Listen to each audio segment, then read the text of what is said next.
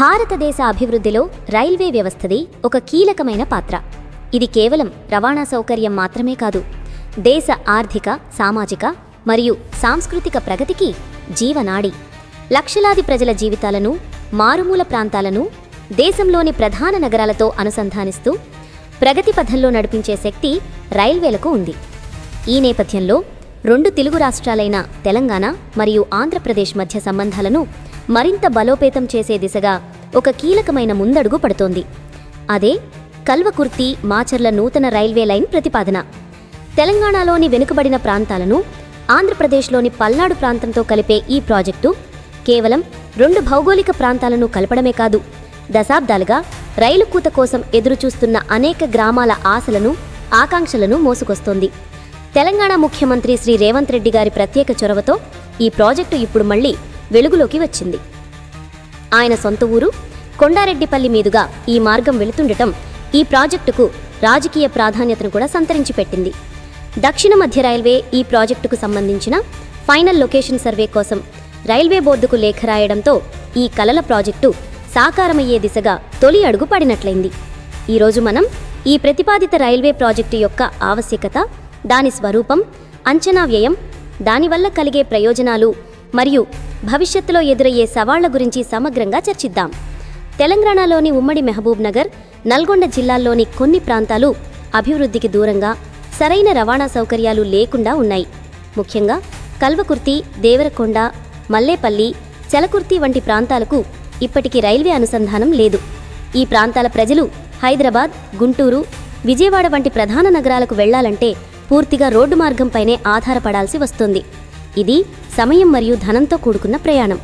వ్యాపార, వాణిజ్య కార్యకలాపాలకు కూడా ఇది పెద్ద ఆటంకంగా మారింది. వ్యవసాయ ఉత్పత్తులను మార్కెట్లకు తరలించాలన్నా, విద్య, వైద్యం కోసం నగరాలకు వెళ్లాలన్నా ఇక్కడి ప్రజలు తీవ్ర ఇబ్బందులు పడుతున్నారు. మరోవైపు ఆంధ్రప్రదేశ్లోని పల్నాడు జిల్లా కేంద్రమైన మాచర్ల చరిత్రాత్మకంగా మరియు పారిశ్రామికంగా కీలకమైన ప్రాంతం. ఈ ప్రాంతం సున్నపురాయి నిల్వలకు ప్రసిద్ధి, అనేక సిమెంట్ ఫ్యాక్టరీలకు నిలయం. ఇక్కడి నుండి దేశంలోని వివిధ ప్రాంతాలకు సిమెంట్ మరియు ఇతర పారిశ్రామిక ఉత్పత్తుల రవాణాకు రైలు మార్గం అత్యంత కీలకం.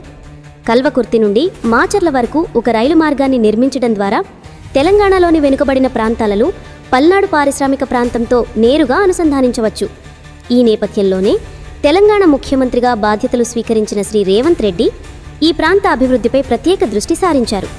ఈ క్రమంలోనే గత జూలై నెలలో ఆయన కేంద్ర రైల్వే శాఖ మంత్రి అశ్విని వైష్ణవ్ను కలిసి కల్వకుర్తి మాచర్ల రైల్వే లైన్ను మంజూరు చేయాలని వ్యక్తిగతంగా విజ్ఞప్తి చేశారు.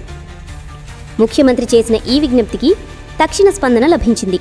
దీని ఫలితంగానే దక్షిణ మధ్య రైల్వే అధికారులు ప్రాజెక్టుకు సంబంధించిన ప్రాథమిక అంచనాలను సిద్ధం చేసి అత్యంత కీలకమైన ఫైనల్ లొకేషన్ సర్వే అనుమతి కోసం రైల్వే బోర్డుకు ప్రతిపాదనలు పంపారు.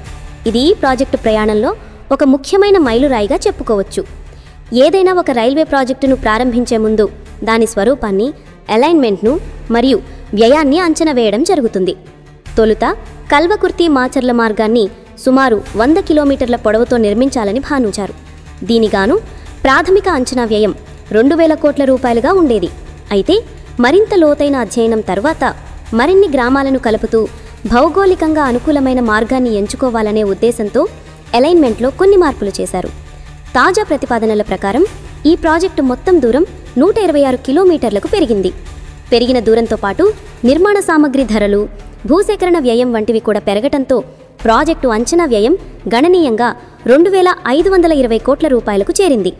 అంటే సగటున 1 కిలోమీటర్ రైలు మార్గం నిర్మాణానికి సుమారు 20 కోట్ల రూపాయలు ఖర్చవుతుందని అంచనా.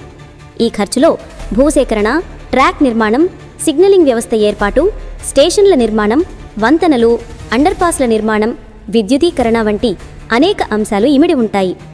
ఈ ప్రాజెక్టును పూర్తిగా కేంద్ర ప్రభుత్వ నిధులతోనే చేపట్టాలని ముఖ్యమంత్రి రేవంత్ రెడ్డి కేంద్రాన్ని కోరారు.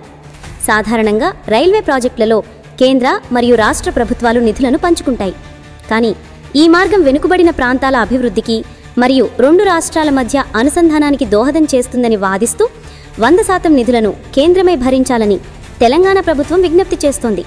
ప్రస్తుతం రైల్వే బోర్డు నుండి ఫైనల్ లొకేషన్ సర్వేకి గ్రీన్ సిగ్నల్ లభించి దాని తర్వాత కేంద్ర బడ్జెట్లో నిధులు కేటాయిస్తే ఈ ప్రాజెక్టు పట్టాలెక్కడం ఖాయం.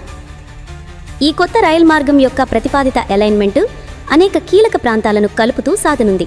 ఇది కేవలం పట్టాలు పరచడమే కాదు, అభివృద్ధిని ఆయా ప్రాంతాలకు తీసుకువెళ్లే ఒక ప్రగతి మార్గం.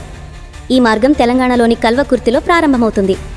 అక్కడి నుండి ముఖ్యమంత్రి స్వగ్రామమైన కొండారెడ్డిపల్లి మీదుగా వంగూరు, కందుకూర్లకు చేరుకుంటుంది.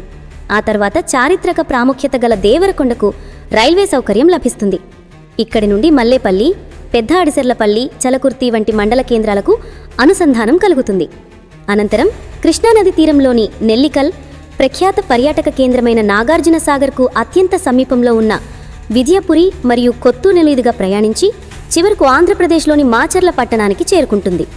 ఈ మార్గం వల్ల ఇప్పటి వరకు రైల్వే సౌకర్యం లేని కల్వకుర్తి, దేవరకొండ వంటి నియోజకవర్గ కేంద్రాలకు కొత్తగా రైల్వే కనెక్టివిటీ లభిస్తుంది. ముఖ్యంగా నాగార్జున సాగర్ సమీపంలోని విజయపురి వరకు రైల్వే మార్గం రావడం పర్యాటక రంగానికి వరం. హైదరాబాద్, వరంగల్ వంటి నగరాల నుండి పర్యాటకులు నేరుగా రైలులో నాగార్జున సాగర్ చేరుకోవచ్చు. ఇది ఈ ప్రాంతంలోని హోటళ్లు, రెస్టారెంట్లు మరియు ఇతర పర్యాటక అనుబంధ వ్యాపారాలకు భారీ ఊతాన్ని ఇస్తుంది. కల్వకుర్తి మాచర్ల రైల్వే లైన్ నిర్మాణం పూర్తయితే అది కేవలం రవాణా రంగంలోనే కాకుండా అనేక రంగాలపై సానుకూల ప్రభావాన్ని చూపిస్తుంది. మాచర్ల మరియు పల్నాడు ప్రాంతంలోని సిమెంట్ పరిశ్రమలకు ఈ మార్గం ఒక వరం లాంటిది. సిమెంట్, సున్నపురాయి వంటి ముడి సరుకులను మరియు తుది ఉత్పత్తులను తెలంగాణలోని వివిధ ప్రాంతాలకు, ముఖ్యంగా హైదరాబాద్ వంటి ప్రధాన మార్కెట్కు తక్కువ ఖర్చుతో వేగంగా రవాణా చేయటానికి వీలవుతుంది. అదేవిధంగా తెలంగాణలోని వ్యవసాయ ఉత్పత్తులను, ముఖ్యంగా పత్తి, మిర్చి వంటి వాటిని గుంటూరు మార్కెట్కు తరలించడం సులభంతరమవుతుంది. ఈ మార్గం ప్రపంచ ప్రసిద్ధిగాంచిన బౌద్ధ క్షేత్రం మరియు పర్యాటక కేంద్రమైన నాగార్జున సాగర్ సమీపం నుండి వెళుతుంది. హైదరాబాద్, వరంగల్ వంటి నగరాల నుండి పర్యాటకులు నేరుగా రైలులో నాగార్జున సాగర్ చేరుకోవచ్చు. ఇది ఈ ప్రాంతంలోని హోటళ్లు, రెస్టారెంట్లు మరియు ఇతర పర్యాటక అనుబంధ వ్యాపారాలకు భారీ ఊతాన్ని ఇస్తుంది. రైల్వే సౌకర్యం లేని కల్వకుర్తి, దేవరకొండ వంటి వెనుకబడిన ప్రాంతాల స్వరూపం పూర్తిగా మారిపోతుంది. విద్య, వైద్యం, ఉపాధి కోసం ప్రజలు సులభంగా నగరాలకు రాకపోకలు సాగించవచ్చు. భూముల విలువలు పెరిగి కొత్త వ్యాపారాలు, పరిశ్రమలు స్థాపించడానికి అవకాశం ఏర్పడుతుంది. ఇది గ్రామీణ ప్రాంతాల నుండి వలసలను తగ్గించడానికి కూడా దోహదపడుతుంది. ఈ రైలు మార్గం తెలంగాణను మాచర్ల మీదుగా నేరుగా గుంటూరుతో అనుసంధానిస్తుంది. ఇది రెండు తెలుగు రాష్ట్రాల ప్రజల రాకపోకలను సులభం చేసి సాంస్కృతిక మరియు వాణిజ్య సంబంధాలను మరింత పటిష్టం చేస్తుంది. సికింద్రాబాద్, గుంటూరు మధ్య ఉన్న ఇప్పటికే ఉన్న మార్గానికి ఇది ఒక ప్రత్యామ్నాయ కీలకమైన మార్గంగా మారనుంది. ఈ ప్రాజెక్టు ప్రతిపాదన ఎంతో ఆశాజనకంగా ఉన్నప్పటికీ దీనిని కార్యరూపంలోకి తీసుకురావటానికి అనేక సవాళ్లను అధిగమించాల్సి ఉంటుంది. 2520 కోట్ల భారీ వ్యయంతో కూడిన ఈ ప్రాజెక్టుకు కేంద్ర ప్రభుత్వం నుండి నిధులు పొందటం అతిపెద్ద సవాలు. కేంద్ర బడ్జెట్లో ఈ ప్రాజెక్టుకు చోటు దక్కించుకుని నిధుల విడుదలను వేగవంతం చేయటం కోసం తెలంగాణ ప్రభుత్వం రాజకీయంగా మరియు పరిపాలనాత్మకంగా తీవ్రంగా కృషి చేయాల్సి ఉంటుంది. 126 కిలోమీటర్ల పొడవైన ఈ మార్గానికి అవసరమైన భూమిని సేకరించడం ఒక సంక్లిష్టమైన ప్రక్రియ.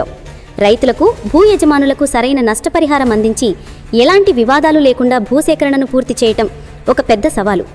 ఇది రెండు రాష్ట్రాలకు సంబంధించిన ప్రాజెక్టు కాబట్టి ఆంధ్రప్రదేశ్ ప్రభుత్వ సహకారం కూడా అత్యంత అవసరం. భూసేకరణ, అనుమతులు మరియు ఇతర విషయాల్లో తెలంగాణ ప్రభుత్వం ఆంధ్రప్రదేశ్ ప్రభుత్వంతో నిరంతరం సమన్వయం చేసుకోవాల్సి ఉంటుంది. ఈ దిశగా తెలంగాణ ప్రభుత్వం ఇప్పటికే ఆంధ్రప్రదేశ్ ప్రభుత్వంతో చర్చలు జరపాలని నిర్ణయించటం శుభపరిణామం. ఈ మార్గం అటవీ ప్రాంతాలు లేదా పర్యావరణ పరంగా సున్నితమైన ప్రాంతాల గుండా వెళుతున్నట్లయితే కేంద్ర పర్యావరణ మరియు అటవీ శాఖ మంత్రిత్వ శాఖ నుండి అవసరమైన అనుమతులు పొందటం తప్పనిసరి. మొత్తం మీద కల్వకుర్తి మాచర్ల రైల్వే లైన్ కేవలం ఒక రవాణా ప్రాజెక్టు మాత్రమే కాదు, ఇది ఒక సమగ్ర అభివృద్ధి ప్రణాళిక. ఇది తెలంగాణలోని వెనుకబడిన ప్రాంతాల తలరాతను మార్చే శక్తి కలిగిన ప్రాజెక్టు. వ్యాపారం, పర్యాటకం, పరిశ్రమలు మరియు సామాజిక అభివృద్ధికి కొత్త ద్వారాలు తెరుస్తుంది. ముఖ్యమంత్రి రేవంత్ రెడ్డి ప్రత్యేక చొరవ, దక్షిణ మధ్య రైల్వే చొరవతో ఈ ప్రాజెక్టు మొదటి అడ్డంకిని దాటింది. ఇప్పుడు అందరి దృష్టి రైల్వే బోర్డు మరియు కేంద్ర ప్రభుత్వంపైనే ఉంది. ఫైనల్ లొకేషన్ సర్వేకి అనుమతి లభించి త్వరితగతిన నిధులు మంజూరైతే రాబోయే కొద్ది సంవత్సరాల్లో ఈ ప్రాంత ప్రజల దశాబ్దాల కల నెరవేరుతుంది.